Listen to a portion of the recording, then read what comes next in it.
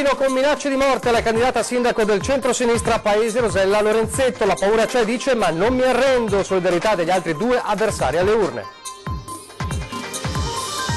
Boato nella notte ha fatto esplodere un bancomat in Via della Repubblica a Treviso. Ingenti i danni, in azione un comando di 5 uomini che secondo le testimonianze sarebbe stato anche armato. Rimane sotto sequestro a Cairano la carcassa dell'ultraleggero precipitato giovedì sera. Sotto la lente il motore, la procura stabilirà se disporre una perizia. Valore improvviso mentre nuota nella piscina comunale di Treviso. 75enne salvato grazie alla prontezza dei soccorsi al defibrillatore presente.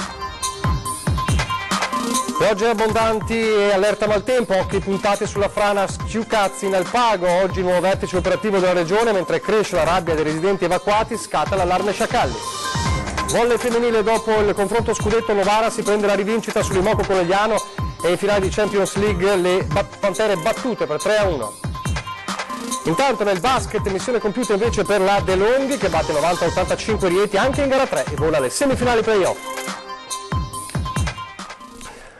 Telespettatori di Antena 3, buonasera, bentrovati, l'edizione trevigiana dei nostri telegiornali per parlare in primo piano delle elezioni, della campagna elettorale verso le elezioni del 26 maggio, ormai poco più di una settimana al confronto e un altro episodio che infiamma le elezioni amministrative, in questo caso abbiamo raccontato qualche giorno fa a Carbonera l'episodio della candidata sindaco del centrodestra Federica Ortolan che denunciava gli insulti sessisti contro di lei su Facebook. Oggi invece la denuncia del candidato sindaco del centro-sinistra a Paese, Rosella Lorenzetto, con volantini, un volantino recapitato con minacce di morte. Allora, ribadisco il mio grazie a voi che siete qua e che mi mostrate un sostegno enorme. E questo mi fa smuovere, ma ne siamo stati. È visibilmente provata Rosanna Lorenzetto. Quello che è accaduto mercoledì pomeriggio l'ha profondamente turbata e in qualche modo ha segnato quest'ultima settimana di campagna elettorale. Qualche giorno fa la candidata al sindaco di Paese per il centro-sinistra è andata a ritirare la posta nella cassetta di casa e tra la corrispondenza ha trovato 2 suoi volantini distribuiti qualche settimana prima a Castagnole e Paese. In uno era stata scarabocchiata la sua immagine e sul retro la scritta falsa. Quello sul tema di Cava Campagnole presentava delle ingiurie e delle intimidazioni molto forti, e per cui mi sono molto spaventata. Sanno dove abitano, hanno violato proprio la mia privacy. Sul fronte la scritta "sei morta", accompagnata da alcune croci comparse anche sul retro, insieme alle parole "falsa" e "bugiarda" e ancora "per me sei morta". I 2 volantini sono ora nelle mani dei carabinieri che stanno indagando sull'episodio che ha segnato la quotidianità di Rosella Lorenzetto, perché al di là dell'aspetto politico del fatto in sé c'è anche e soprattutto quello umano. Se devo uscire da sola la sera, come succede, io ho sempre qualcuno a casa che mi aspetta. Se sono a casa da sola, uno dei miei figli viene a farmi compagnia. Io stessa comunque nei confronti dei miei figli uso maggiore protezione. Quanto accaduto è per me incomprensibile, continua la candidata. Sono sempre stata moderata, mai avuto problemi o rancori con nessuno. Forse è l'aspetto politico, forse questa intimidazione è legata all'aspetto politico. È un fatto gravissimo, un gesto infame, vigliacco, così il segretario del PD di Treviso Giovanni Zorzi, intervenuto alla conferenza stampa per portare la vicinanza e la solidarietà di tutto il partito a Rosella Lorenzetto. Noi non ci facciamo intimidire, continua Zorzi, andiamo avanti,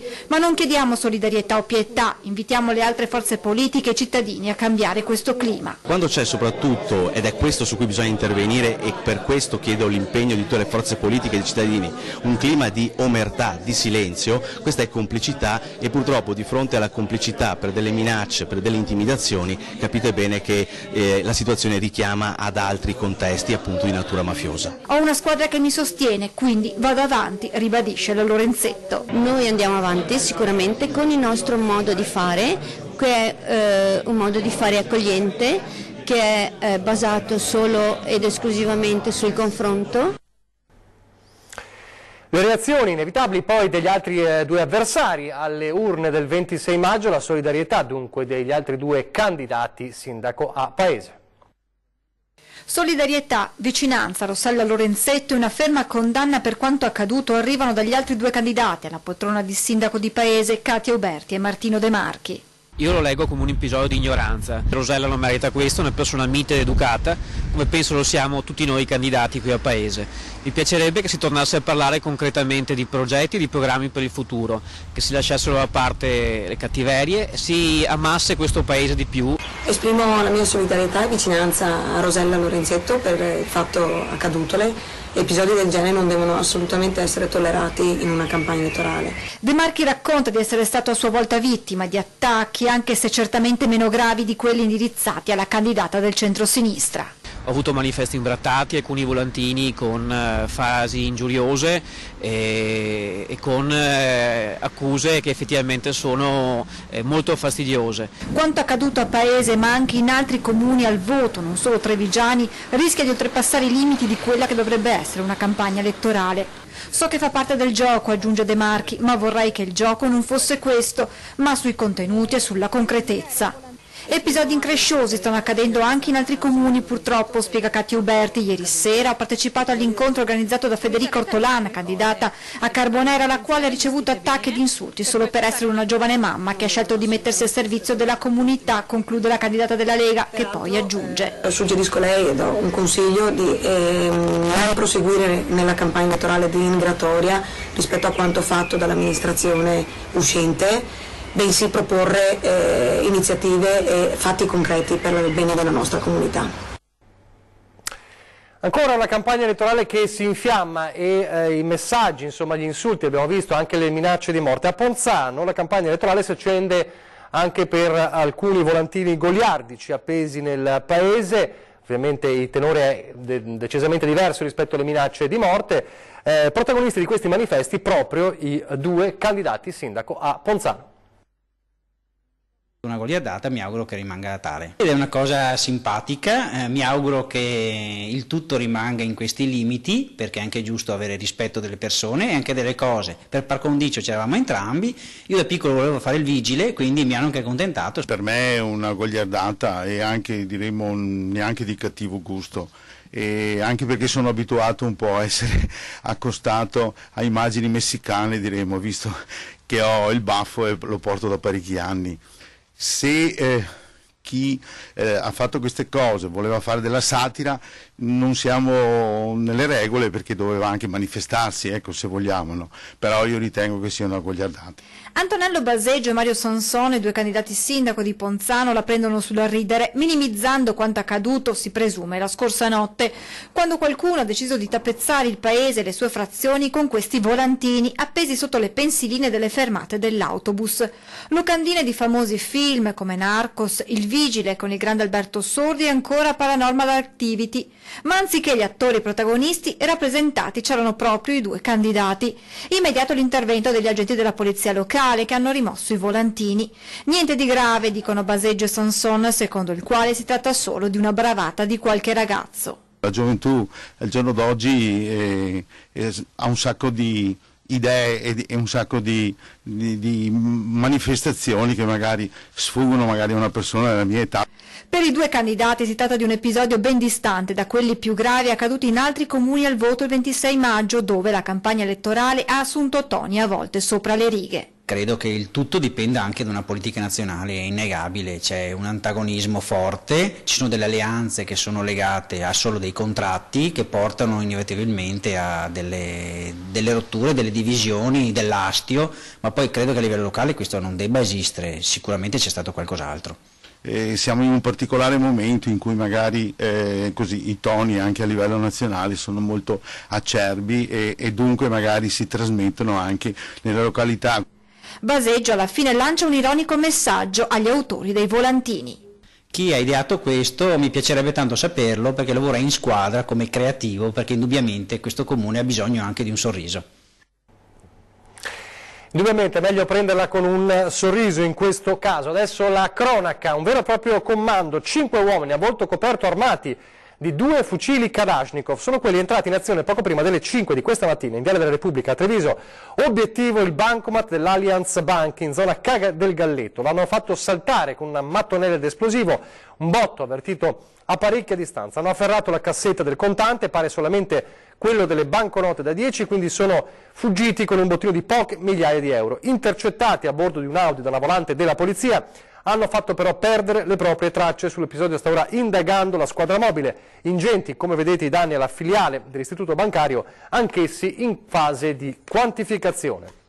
E rimane sotto sequestro la carcassa dell'ultraleggero che giovedì sera è precipitato tra le case, contro una casa a Cairano San Marco, schiantandosi sul terrazzo di un'abitazione. 2 le vittime, il 70enne di Pederobba Mario Ceccato e il 47enne di Montebelluna Iuri Bortoli. La Procura della Repubblica attende di ricevere la relazione completa dei fatti da parte di Vigili del Fuoco e Carabinieri, quindi il sostituto procuratore Davide Romanelli deciderà se disporre, come è probabile, una perizia sul motore del velivolo, dal momento che quella dell'avaria rimane, come abbiamo detto anche ieri, la causa più probabile dello schianto. Nel frattempo i resti dell'ultraleggero rimangono sul terrazzo della abitazione di via Giorgione. Ancora la cronaca giudiziaria, condannato il vescovo emerito di Vittorio Veneto Magarotto per aver fornito una falsa testimonianza in una causa civile riguardante i figli di una cugina.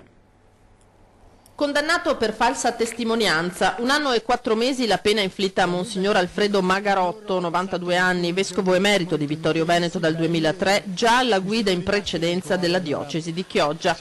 È stata una lettera scritta proprio da Monsignor Magarotto al giudice a portare alla condanna, riguardante una vicenda strettamente familiare, una causa civile relativa a una compravendita contestata dai figli di una cugina del religioso, di fatto una semplice donazione alla quale uno dei 2 eredi si opponeva. In primo grado l'appello, quindi la testimonianza del vescovo emerito che nel 2016 in aula affermò che la cugina gli aveva confidato di non aver mai percepito il controvalore economico dell'immobile che aveva ceduto a uno dei figli, salvo poi rettificare e correggere con una lettera inviata al giudice 1 anno dopo quanto dichiarato, affermando che di quei fatti la cugina non gli aveva in realtà mai accennato. Da lì l'apertura di un fascicolo per falsa testimonianza, dopo aver verificato che Monsignor Magarotto, malgrado l'età avanzata, è perfettamente lucido, si è proceduto condannandolo con pena sospesa, una decisione che ora riaprirà anche la vicenda a livello civile.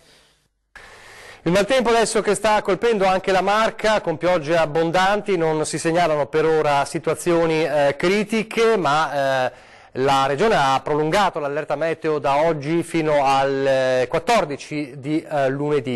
Nel frattempo a preoccupare ovviamente la montagna e soprattutto una zona della montagna, la zona dell'Alpago, con la frana della piccola frazione di Schiucaz nella zona di Pieve d'Alpago. Allora apriamo una finestra su quella zona.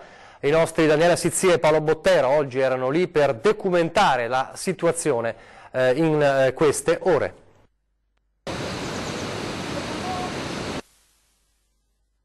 Ci troviamo a Schiucaz, dove lo vedete alle mie spalle, la frana che sta veramente mettendo in pericolo il piccolo borgo. 17 residenti che sono stati evacuati non hanno potuto portare nulla via, tutta la loro vita è lì. Siamo entrati in questo borgo, un paesino fantasma, le case chiuse in fretta e furia, tutto è rimasto lì come gli abitanti lo hanno lasciato, anche i giocattoli dei bimbi.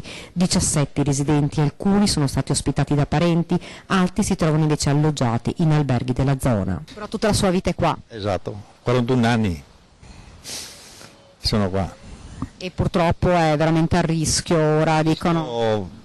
Quella che è più a rischio in pratica, la mia e l'azienda del Molino là. E non siete riusciti a prendere niente di vostro? Poco, produrre una televisione, 2 e un po' di vestiti così, sempre in premura, no? Che non riesci neanche a capire cosa stai facendo. Non possiamo fare altro che aspettare, spiega il sindaco Umberto Soccal. La parte peggiore, abbiamo visto, è proprio in mezzo. Sì, la parte peggiore in questo momento è dietro a quello che è conosciuto da tutti come il Mulino, che è quella casa più grande che c'è all'inizio della frazione ed è sicuramente quella più a rischio, perlomeno in funzione delle conoscenze che ci sono ad oggi. Non ci resta che aspettare. Tra l'altro comincia di nuovo a piovere e questo di certo non aiuta. Certo, il fine settimana è messo brutto, anche la regione con i suoi messaggi ci ha fatto capire che pioverà intensamente. Non possiamo che aspettare, in questo momento non abbiamo alternative che aspettare. Intanto il primo cittadino ha predisposto controlli 24 ore su 24 contro gli sciacalli. Qui ci dice c'è gente che ha vissuto tutta la sua vita. Lì c'è gente che ci vive da 70 anni e che quindi è la loro vita, la loro casa, il loro modo di essere qui in questo luogo. È chiaro che trovarsi fuori di casa nel giro di mezz'ora senza poter recuperare niente non è sicuramente semplice. E oggi in zona anche il sopralluogo della regione. Ci troviamo all'entrata del borgo di Schiucazze che vedete a poche centinaia di metri. La strada è stata chiusa qui perché il pericolo ormai è altissimo. Il sindaco ci ha detto non ci rimane che attendere. Intanto qua è un via vai di residenti che vengono a vedere e a sperare che la casa sia ancora lì. La frana continua a muoversi e ogni istante che passa diventa sempre più pericolosa, proprio lì sotto il borgo che inesorabilmente attende il suo destino. La pioggia di queste ore sta peggiorando la situazione. Sono 5-6 mila metri cubi circa di materiale che stanno spingendo. Di fatto in questo momento che sostiene tutto è il muro che sostiene la strada e quindi l'equilibrio è molto precario e rende impossibile qualsiasi tipo di intervento, sia di alleggerimento del corpo frana, sia di svuotamento. Insomma è impossibile di fatto oggi intervenire sulla frana e quindi dobbiamo necessariamente attendere l'evoluzione del movimento franoso, sapendo che con il tempo che peggiora il movimento sarà più veloce. Sono state posizionate 3 telecamere che monitorano i movimenti della frana minuto dopo minuto. La certezza è che sta collassando, la speranza è in uno scorrimento lento e che fango e rocce non distruggano le case. Se ciò non avvenisse per i cittadini? Se ciò non avvenisse ovviamente c'è la copertura finanziaria. Mi rendo conto che questa è una magra consolazione per i cittadini perché chi ha una vita qui si vede danneggiata la casa, ovviamente è un gravissimo trauma. Torniamo adesso in città dopo questo viaggio in montagna. Paura questa mattina alle piscine comunali di Treviso, dove era in corso il memorial Andrea Bettiolo, un nuotatore di 75 anni, è stato infatti colpito da un infarto e si è accasciato a terra. Immediatamente è stato soccorso dai sanitari dell'ambulanza di assistenza presente nell'impianto che con il defibrillatore lo hanno fortunatamente rianimato. L'uomo è stato poi trasportato al Cafoncello dove fortunatamente non è in pericolo di vita. Adesso pochi istanti di pubblicità.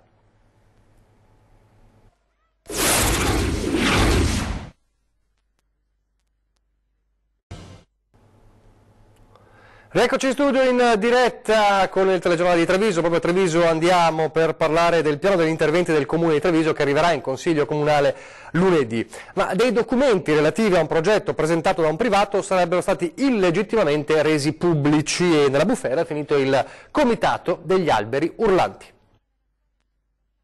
Se si parla del piano di interventi è pubblico, se si parla della notizia di questo progetto noi l'abbiamo avuto dalla stampa come tutti. Regina Toncini, presidente del Comitato Alberi Urlanti, prende le distanze dall'accusa di aver postato su Facebook documenti secretati relativi al piano comunale degli interventi che andrà in discussione in Consiglio ai 300 lunedì e martedì. Da Casugana minacciano una querela per aver diffuso materiale relativo al progetto di costruzione presentato da una cooperativa di una casa di riposo in zona Madonnetta a Sant'Artemio a ridosso del Parco dello Storga.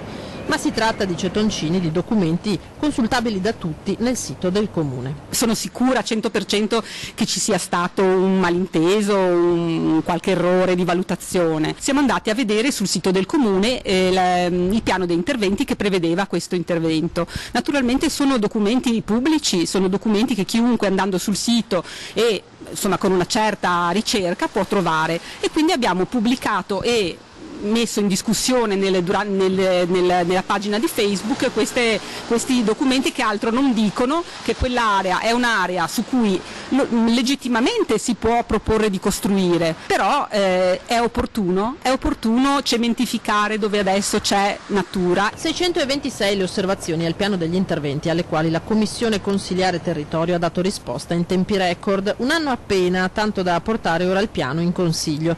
Opposizioni pronte alla battaglia, l'eccessiva fretta, così la definiscono, della maggioranza non avrebbe permesso di approfondire e discutere adeguatamente il piano. Previsti quindi parecchi emendamenti. Dal Comitato si augurano che anche il progetto della casa di riposo venga rivisto. Noi come Comitato ci auguriamo che qualcuno faccia presente questa cosa, soprattutto perché l'area adiacente allo Storga, l'area di Risorgiva, è ricca di biodiversità, è una ricchezza naturale.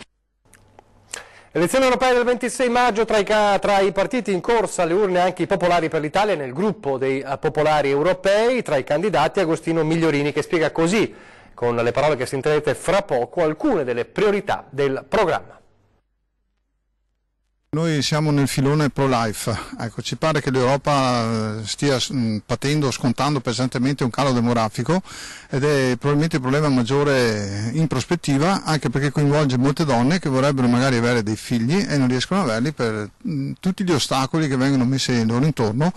E non ci rendiamo conto che invece il ricambio generazionale è fondamentale anche per gestire meglio quello che potrebbe essere l'immigrazione, che così rischia di diventare sostituzione di una civiltà, di una mentalità, quando invece potrebbe integrarsi bene nel momento in cui c'è anche un scambio, un giusto rapporto, insomma, ecco. Allora diventa un rafforzamento, diventa una diversità, può diventare una ricchezza. E deve cambiare molto secondo me anche l'approccio al mondo del lavoro.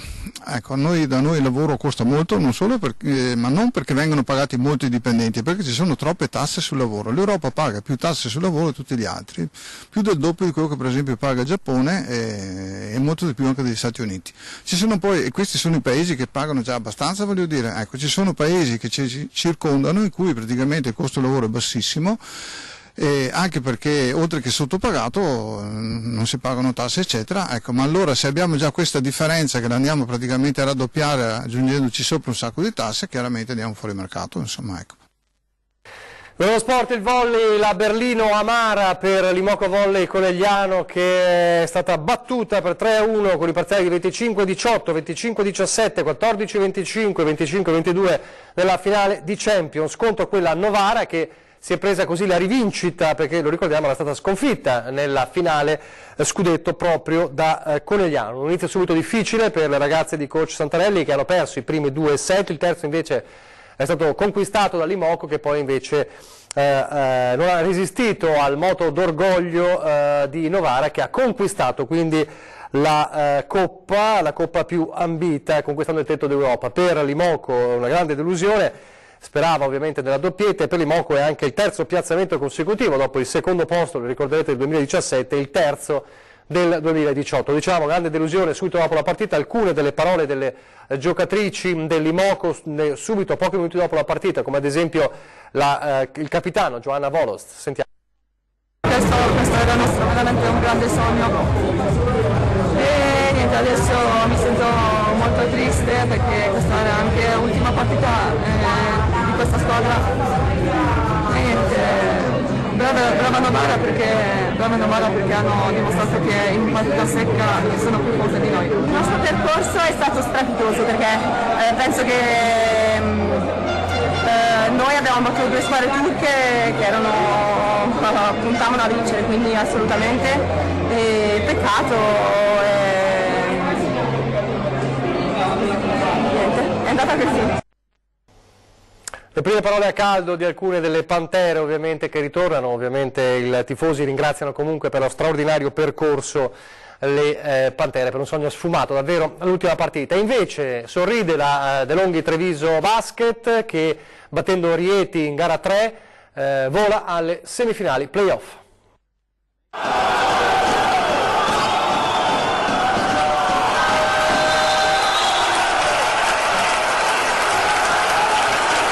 È stata una partita molto dura perché durante la partita ci sono stati c'è stato qualcuno con problemi di falle, qualcuno che ha preso qualche botta, lì abbiamo trovato una motivazione in più, ci siamo stretti come squadra e siamo riusciti a portarla a casa. Il capitano non ha dubbi, è stata l'identità del gruppo a fare la differenza. De Longhi in semifinale e cappotto completato.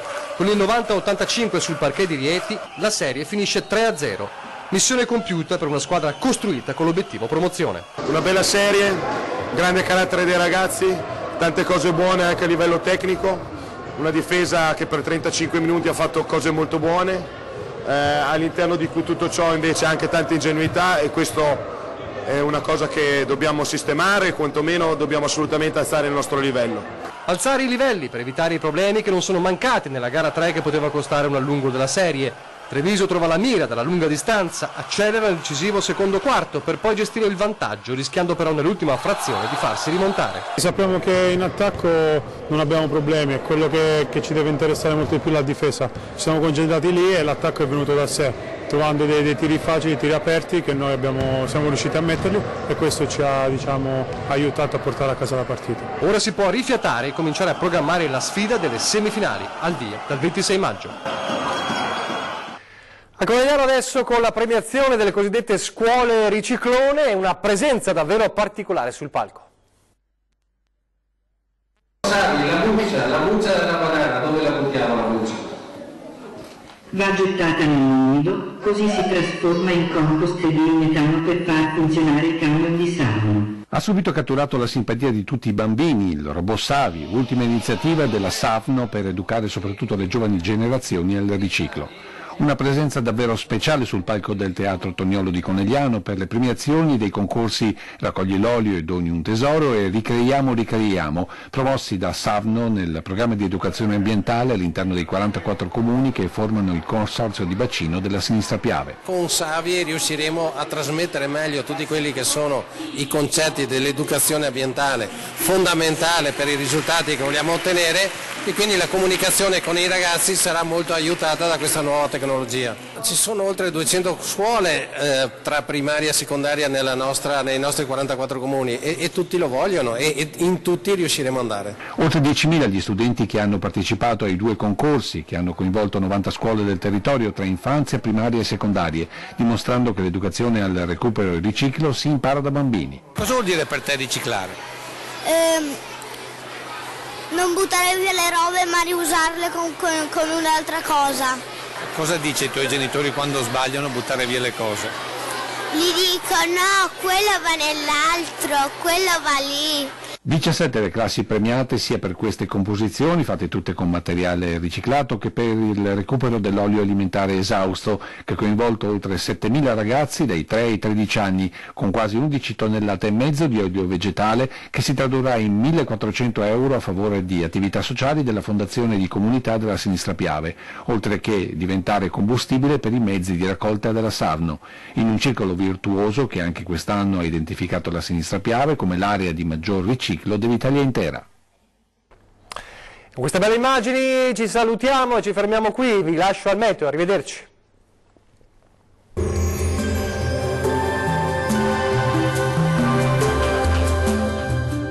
Tonus Laboratorio del Piede, centro altamente specializzato nella costruzione di plantari su misura, dedica nuove tecnologie di rilevazione dei carichi posturali per dare voce alla filosofia di benessere che lo caratterizza. Ben ritrovati al meteo. La giornata di domenica 19 maggio sarà all'insegna di un forte maltempo sulle nostre regioni a causa di una perturbazione in azione, ma vediamo la situazione nel dettaglio. Sul Veneto avremo piogge diffuse un po' su tutti i settori, sin dal mattino e per tutto l'arco della giornata. I temporali potranno essere localmente anche di forte intensità. Temperature minime tra 10 e 15 gradi, massime tra 17 e 20 gradi. Spostiamoci ora sul Friuli Venezia Giulia, situazione simile con precipitazioni diffuse dappertutto, anche intense, soprattutto nel corso della nottata. Temperature minime tra 11 e 14 gradi, massime oscillanti invece tra 17 e 19 gradi. Raggiungiamo infine il Trentino Alto Adige, dove non cambierà la situazione, avremo rovesci e temporali diffusi, ma entro la nottata andrà via via migliorando. Temperature minime intorno agli 11 gradi, massime tra 18 e 19 gradi circa. Bene, dal meteo di Antena 3 per ora è tutto, vi do appuntamento al prossimo aggiornamento, arrivederci.